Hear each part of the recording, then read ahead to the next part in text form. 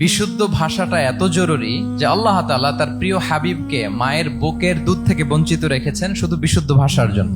একজন মানুষ সর্বপ্রথম কোন জিনিসের প্রেমে পড়ে জানেন? কথার প্রেমে পড়ে। কথার ধরন, কণ্ঠস্বর, তার অ্যাটিটিউড, তার শব্দের জাদু, এটা মানুষের হৃদয়কে জয় করে ফেলে। তো রাসূল সাল্লাল্লাহু আলাইহি ইসলামের এই এলোকোয়েন্স ছিল। তিনি বলতেন আল্লাহ তাআলা আমাকে সর্বমর্ম বাচন ভঙ্গির অধিকারী করেছেন। মানে উনি যেটা বলতেন এটা ছিল very precise in wording but comprehensive in meaning. এটার যে দোতনা, এটার যে appeal to the heart of the people, to the heart of the listener, এটা অসাধারণ। মানুষের হৃদয়কে জয় করে ফেলতো। আল্লাহু আকবার। তিনি এমন ভাবে কথা বলতেন, কথার মাঝখানে মাঝখানে পজ দিতেন, মানে একটু থামতেন যাতে করে শ্রোতারা বুঝতে পারে। এত চমৎকার করে ওনার প্রেজেন্টেশন ছিল, বক্তব্য মালাগুলো ছিল, ফলে যারা শুনতেছে ইজিলি মুখস্থ করে ফেলতে পারত। রাসূল সাল্লাল্লাহু আলাইহি ইসলামের সবচাইতে বড় ভাষণটি ছিল বিদায় হজের ভাষণ, খুব সম্ভবত। ওই ভাষণের টেক্সট গুলোকে যদি একসাথে করা হয়, আমার মনে হয় 10 মিনিটের বেশি লাগবে না ওই টেক্সট গুলো পড়তে। তার মানে সবচাইতে বড় যে ভাষণ ওনার, ওটা কত ছিল? 10 থেকে 12 মিনিটের ভাষণ ছিল। আমরা তো ঘন্টার পর ঘন্টা বক্তব্য করি, তারপরেও তো আমরা মানুষের মনকে খুশি করতে পারি না। উনি সেই যে 1400 বছর আগে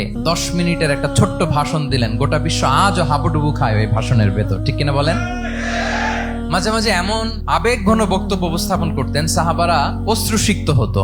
আবার যুদ্ধের ময়দানে যখন কমান্ড করতেন, তখন তিনি রেগে যেতেন। উঁচু কণ্ঠে তিনি কথা বলতেন, মনে হচ্ছে একজন সেনাবাহিনীর কমান্ডার তার ব্যাটালিয়নকে কমান্ড করছেন। আল্লাহু আকবার।